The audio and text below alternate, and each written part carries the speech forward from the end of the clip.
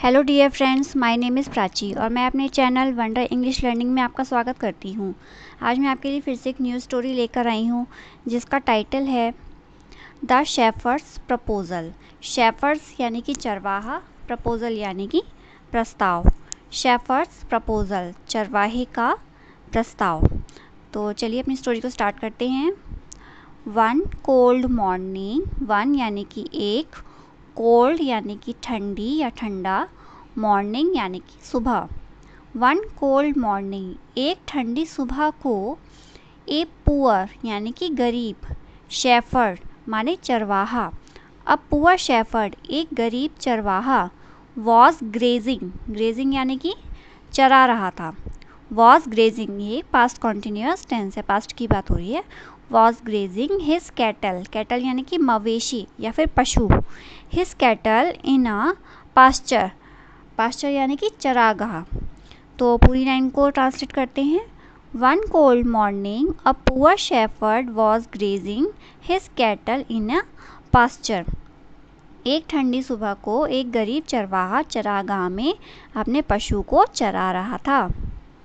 He had neither enough clothes, उसके पास ना तो पर्याप्त कपड़े थे। नाइदर यानी कि ना तो, नाइदर का यूज़ होता है ना ये, नाइदर और नॉर का यूज़ होता है ना ये ना वो, इसका मीनिंग ये होता है। इसे वैसे तो नाइदर पढ़ते हैं, आप इसको नीदर भी पढ़ सकते हैं, ठीक है। दोनों की प्रोनाउंसिएशन, नीदर और नाइदर दोनों ही प्रोनाउंसिएशन ठीक होंगी। तो ही हैड नाइदर, उसके पास ना तो, इनफ यानी कि पर्याप्त, क्लॉथ्स यानी कपड़े थे, उसके पास ना तो पर्याप्त कपड़े थे। टू वेयर यानी पहनने के लिए, वेयर माने क्या होता है पहनना। नॉर यानी कि ना ही। Even a pair of clothes, pair of shoes यानी कि जूतों की जोड़ी, उसके पास ना तो पहनने को पर्याप्त कपड़े थे और ना ही जूतों का जोड़ा था। सडनली यानी अचानक, अ मैन केम, एक आदमी आया। केम जो है वो पास्ट सेंटेंस के लिए यूज़ करते हैं, गो की सेकेंड फॉर्म होती है came. Suddenly a man came there, अचानक एक आदमी वहाँ आया, देयर माने वहाँ, ऑन अ हॉर्स यानी घोड़े पर, अचानक एक आदमी घोड़े पर वहाँ आया। अ नोटोरियस डैक्विट, नोटोरियस डैक्विट माने होता है कुख्यात डाकू, एक कुख्यात डाकू वहाँ आया। He dismounted went to the shepherd and said, he dismounted, dismounted माने उतरा, कहाँ से उतरा घोड़े पर से। ही डिसमाउंटेड वह उतरा, वैन टू द शेफर्ड चरवाहे के पास गया, वेंट माने जाना, एंड सेड और बोला, come and work with me, आओ और मेरे साथ काम करो। कम माने आना, वर्क यानी कि काम करना, विद मी यानी कि मेरे साथ। Come and work with me, आओ और मेरे साथ काम करो। आई विल गिव यू, मैं तुम्हें दूंगा, क्लॉथ्स यानी कि कपड़े, एंड शूज़ और जूते। I will give you clothes and shoes, मैं तुम्हें कपड़े और जूते दूंगा। बट यानी कि लेकिन, द शेफर्ड जो चरवाहा था, डिनाइड, डिनाइड माने होता है मना करना, अस्वीकार करना, going with the dacoit. But the shepherd denied going with the dacoit, लेकिन जो चरवाहा था उसने डाकू के साथ जाने से मना कर दिया, डिनाई कर दिया। हियरिंग दिस, हियरिंग माने क्या होता है सुनना, हियरिंग दिस यह सुनते ही, द डैक्विट वॉज वेफल्ड, वेफल्ड यानी कि चकरा गया या विस्मित हो गया, उसे गुस्सा आ गया।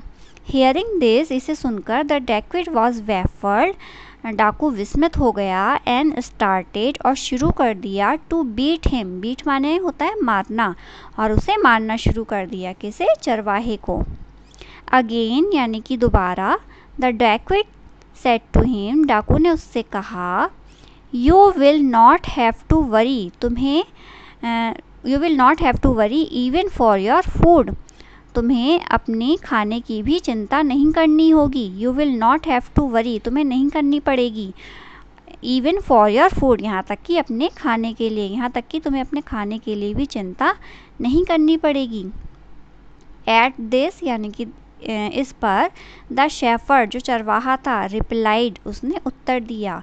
At this the shepherd replied, इस पर चरवाहे ने उत्तर दिया, इन स्पाइट यानी कि इसके बजाय या फिर बावजूद, of doing a very simple work, बजाय इसके एक सामान्य काम करने के, सिंपल वर्क यानी कि एक सामान्य काम, बजाय एक सामान्य काम करने के, आई कैन मैनेज, मैं प्रबंध कर सकता हूँ। आई माने मैं, कैन यानी कि कर सकता हूँ, मैनेज यानी कि प्रबंध, मैं प्रबंध कर सकता हूँ। 2 लोव्स ऑफ ब्रेड यानी कि 2 रोटी का। फॉर माई सेल्फ यानी कि मेरे खुद के लिए। I can manage 2 loaves of bread for my self, मैं अपने लिए 2 रोटी का प्रबंध कर सकता हूँ। जब पर संख्याओं की बात आती है वहाँ हम लोव्स बोलते हैं, ठीक है। तो I can manage 2 loaves of bread for my self, मैं अपने लिए 2 रोटी का प्रबंध कर सकता हूँ। डाकू ने उसके साथ जाने से साफ इनकार कर दिया। आई एम कंटेंट, कंटेंट माने संतुष्ट होना, सेटिस्फाई होना। आई एम कंटेंट, मैं संतुष्ट हूँ। बीइंग अ शेफर्ड, बीइंग माने बनकर, अ शेफर्ड यानी कि चौराहा, चरवाहा।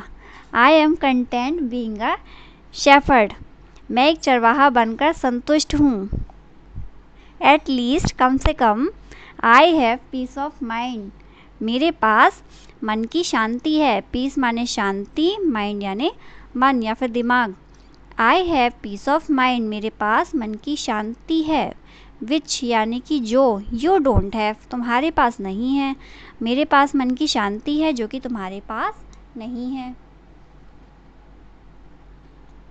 हियरिंग दिस, यह सुनकर, द डैक्विट, जो डाकू था, गॉट स्टन्ड, चौंक गया यानी कि चकित रह गया।